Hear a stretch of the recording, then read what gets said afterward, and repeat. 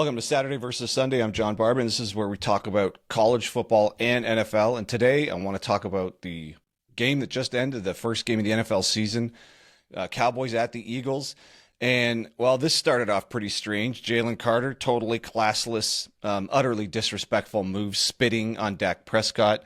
What a total asshole move. Deserved to be kicked out of the game, and they were even talking about suspending him. And the announcers were mentioning that the NFL is actually leaning into this sportsmanlike conduct thing and want to get like taunting and things like that out of the game. And one of the Eagles players also got flagged for taunting. So just not a good start to the game, not a good look. Jalen Carter, you're an asshole.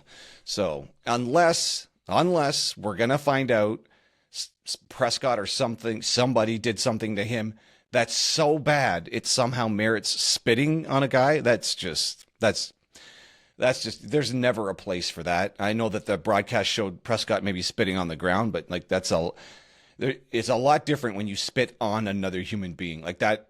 If it weren't in a football game, that's going to be a serious fight. Like if that happens anywhere other than on the football field, like when was the last time you were involved in someone spitting on you or you spitting on someone else? Like people just don't do that.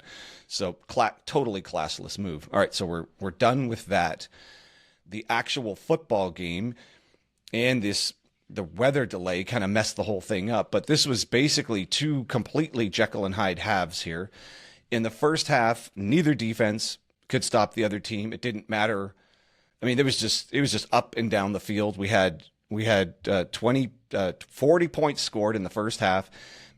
It was just 41 points, right? 21-20. It was just impossible. Nobody could stop anybody. Everything was working. The Cowboys offense looked good. Obviously the Eagles were just doing the Eagles thing. Kind of a run heavy attack there. Oddly, no A.J. Brown absent from this entire offensive plan until like one catch at the very end. Kind of an important catch because it was one of the plays that sealed the game for the Eagles. But it was, I guess that's just a side effect of how Dallas chose to play defense here, and they managed to effectively take away Brown. And for the most part, Devontae Smith was absent from this game as well. He had a couple of catches. But I guess if the running game was working as well as it was, at least for the time that it was working, that was, and Dallas Goedert. That's kind of how the offense was quite limited. It seemed like, but it was enough. Like it was enough. And both defenses completely changed the script here in the second half, and we got 3 points between the two teams in the entire second half. So we went from 41 combined points to 3, and both teams did completely change the game in the second half. They more or less shut down Barkley in the second half. I think they closed the first half, Philadelphia, with 120 something yards rushing, and then they finished the game with 158. So they completely just shut them down in the second half. So good for Dallas for finding a way to make an adjustment there. I guess the whole Dak Prescott, the whole Micah Parsons thing, did they really miss him? I guess you could say there could have been a bit more pressure on Hurts, but they chased him out of the pocket a few times. They got, I think they got at least one sack on him. So I don't know if it was, I don't know. They got a sack, 5 TFLs. It's maybe would have been better with Parsons, but I don't think it was like a glaring thing, especially the way they locked down in the second half. Like that was a big difference in the way, I'm just looking at the box score here. That's a big difference in the way this game looked first half to second half.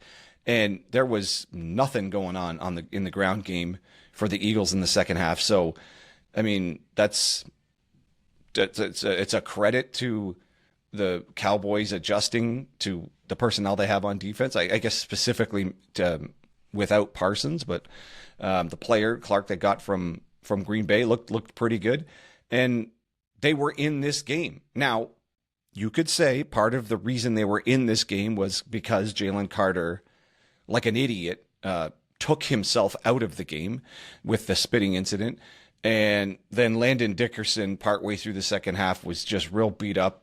And he was out, so you had, their best interior defensive lineman out and one of their one of their guards, starting guards on that really good offensive line for the Eagles. So you were undermanned by a couple of people there, but hey man, you still got to play the game, and they still won the game. So it's a credit to them for getting through that game and getting the win minus Carter. But it was there at the end of the game when the Cowboys had the ball with whatever, just 2.5 minutes left and all their timeouts. This game was there for the taking for the Cowboys, and they couldn't take it. And of all the things, CeeDee Lamb dropped at least 2 passes that hit him right in the hands. So there was now that final one where he had to stretch out for it. I don't put that one on him. That was a tough catch. He had to lay out full speed. It hit him in the one hand, but that would have been a miraculous catch if he caught that one. But 2 plays before that on the post pattern, he was open. He had enough separation, and it hit him right in the hands, and he dropped it. So that was the really uncharacteristic drop for him, because he had still had a drop before that in the game, the one that hit him on a in route that hit him right through his hands, hit him right in the mask. And again, you just don't see him just drop passes hardly ever. And you just kind of, at least I kind of expect to see him actually make the play when the play is there to be made. And he just didn't. So that was kind of surprising to see him not come through in the clutch where just kind of normally he does. But I don't know, maybe once in a while, even the best guys drop a ball. So, okay. So it was there and he didn't come through, but that one wasn't on Prescott. That was the failure at the end of this game here, which I normally am expecting Prescott to make a bad decision. He did. He actually threw it right to a defender, and the defender missed it. Otherwise, that would have iced the game earlier in that drive. So he got away with that one, and then Lamb didn't help him out. So they kind of were functioning on a second life there. And also a major thing that flipped this game was the fumble. I mean, the one turnover that Dallas was driving, they were at least going to be in position for a very, very short field goal, so they could have shortened this game to 23-24. And that fumble just now I thought, they're just going to both keep going up and down the field. And in the second half, we got no scoring. So it turns out that fumble was a big pivotal thing in this game, because otherwise Cowboys would have just needed another field goal to win this game instead of needing the touchdown. So it was there for them. It didn't look that bad without Parsons. Philadelphia probably would have done a better job limiting the Dallas's run game if Carter was in there, but the run game looked okay. They got 119 yards. Javonte Williams looked pretty good. So it was, that's a better looking run game than I was remembering from the Cowboys from last year, and specifically against the Eagles. But you have to throw the caveat on minus Jalen Carter. And I just talked about Jalen Carter being one of the best defensive tackles in the game. So it's not surprising that they were giving up yards on the ground. And then, I mean, otherwise the stats here were kind of close, even though it looked like Philly was really. I mean, Philly had the time of possession by almost 10 minutes, so that was kind of a big difference. Also, Philly 9 penalties, 110 yards on penalties. That's not good. That's Dallas only had 4 penalties for 40 yards. So Philly. I mean, Philly, I guess you could say, is the better team here because they were killing themselves with penalties. One of their best players eliminated himself from the game, and they still managed to find a way to win this game. And I mean, Dallas had opportunities, but they just couldn't capitalize on them. So it was there. It was there for the taking. It's a divisional game. I mean, I don't know. I think Dallas looked okay without Parsons. I don't really think this defense is, at least if this is a 1-game sample, this defense didn't look like terribly undermanned. I mean, it was relatively even by the end of the game, like passing and rushing. I mean, the Cowboys had 307 yards in this game. The Eagles had 302. So as far as an overall defensive performance, 302 is not bad, and they only gave up 158 on the ground. So it's not. I mean, 158 is a good rushing total, but for the Eagles, you'll take that. And only at 24 points on the scoreboard. Like these are all things you would take as a Dallas team going into an Eagle game. If you were told that the score would be in the low 20s, you'd probably take that. You'd probably gamble on being able to convert that into a win, but it just didn't work here. The other thing I thought, and now maybe this is just the way the defense was being run, and it wasn't obvious that they could get the ball to Pickens more, but he had 3 catches for 30 yards. CeeDee Lamb had 7 catches for 110, and probably should have had more like 160 if he caught a couple of other balls. So maybe just the way the defense was functioning, that Lamb was the one they could get the ball to more often than Pickens, even though Pickens is also has number 1 caliber receiver type talent. So I was just surprised he wasn't more involved in the offense, because it doesn't matter who's guarding Pickens.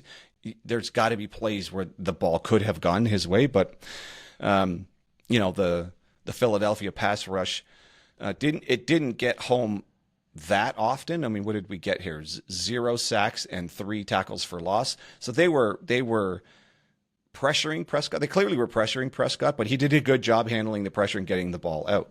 So, I mean, they were relatively evenly matched, with the caveat that Carter was not in the game. I don't know. Maybe this game could have looked really ugly with the Philadelphia rush game if Carter. It could have looked a lot worse with Dallas not being able to run the ball if Carter was in the game. So we don't. Again, if we don't know, we'll find out if he's in the game later in the season. We'll see what it looks like. But otherwise, it was, I don't know. It was close. It was entertaining. I'm glad NFL football is back. I don't know if people think this is an underwhelming performance from the Philadelphia passing offense. Jahan Dotson had the most yards here, 3 catches for 59 yards. And it was mostly just underneath stuff to Goddard, some running back in the flat type stuff to Barkley. I mean, between Goddard and Barkley, they had 11 of the 19 completions just went to Goddard or Barkley. So it wasn't a very dynamic passing attack here. And like I said, A.J. Brown got 1 catch. Again, it was on the final drive that would help seal the game. But mid-season, last season, there were people who would comment saying, Philadelphia fans would comment saying, Jalen Hurts isn't it. This passing attack isn't good enough. There was all this controversy mid-season, and obviously they went on to win the Super Bowl. But we're seeing more of the same. It's the passing attack. I guess it didn't need to do any more. Obviously, they won the game, so whatever they did do was enough. But in the second half, when the Dallas defense started locking down and shutting down the Philadelphia rush offense, it became clear how limited this pass offense was as well. Now, maybe that's not a sign of Philadelphia full stop for the rest of the year. It could be that Dallas has a good pass defense and they just took away his options. And when whatever adjustments Eberflus made, and he's a good defensive coordinator, question or jury's out about him being a head coach again, but no one's really going to question him as a D coordinator. Clearly, both defensive coordinators completely shut the other teams down in the second half, where it looked like this was going to be like 48-45 in the first half. So whatever they did, whatever Dallas's defense did, it took away the run, and the pass was kind of never there all game long. So 119 for 23, Hurts 152 yards. Like, it's enough. Whatever he did was enough to get to the end of this game and win this game.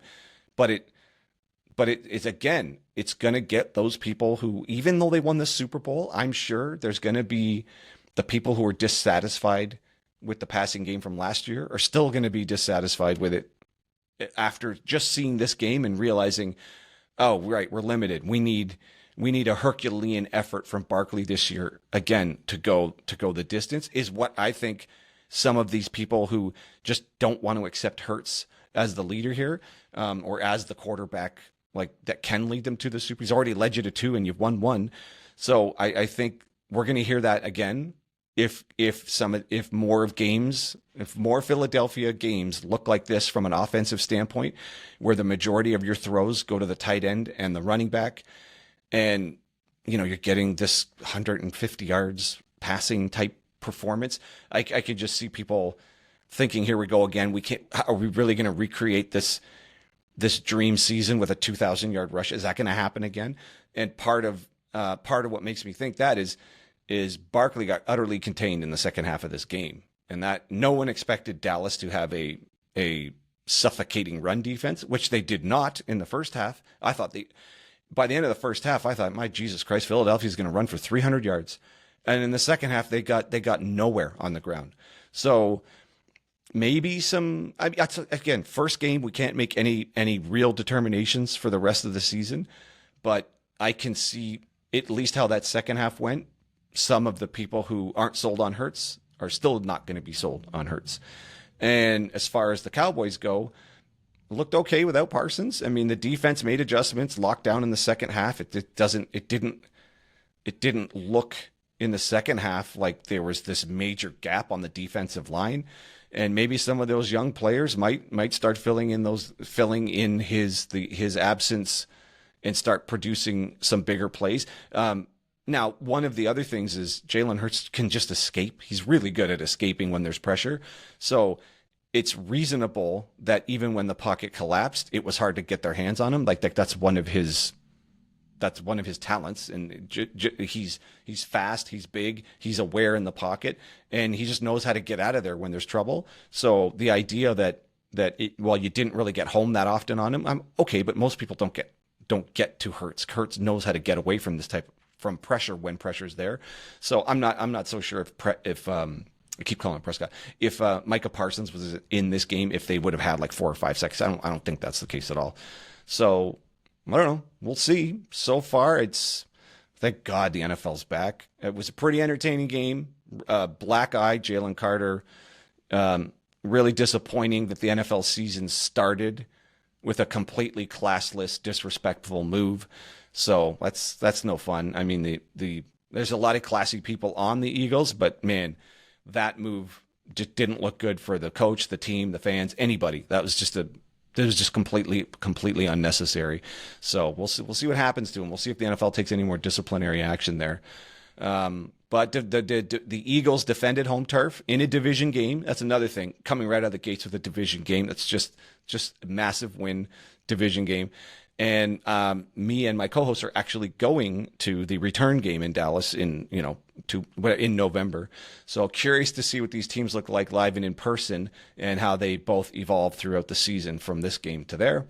I think that's all I got for this one. Let me know what you think in the comments. Oh, I guess there were a couple of controversial penalties, I guess, like that one in the end zone, where the Dallas receiver got hit in the face. And I mean, there was really nothing the DB could have done. He was headed that direction, and the receiver was just sort of sliding to try to get to the pass. I mean, I don't know if they have anything for incidental contact to the helmet, because that's what it looked like. It didn't look like unnecessary roughness. I mean, they were just headed in each other's way. I don't know how they expect defenders to get out of the way sometimes on some of these plays. So there were a few times, obviously, because the Eagles had so many more penalties. There were definitely some times where the Eagles kept the Cowboys in this game because of penalties. I mean, like I said, they had 9 for 110. That's 110 hidden yards added to the Cowboys play sheet, if you want to look at it that way. So that's another thing the Eagles need to clean up there. The Cowboys played a pretty clean game. So entertaining game. I'm just, fucking glad the NFL's back. That's for sure. So I think that's all I got for this one. I appreciate you being here. I know my channel is pretty tiny, so this is only my second year. Started this last year. So if you do like the show, you do like what I got going on here, I'd appreciate it if you give me a like, maybe a subscribe, and or share it with somebody if you think somebody might like it. But only if you like it. But regardless, appreciate you being here, and I'll catch you later.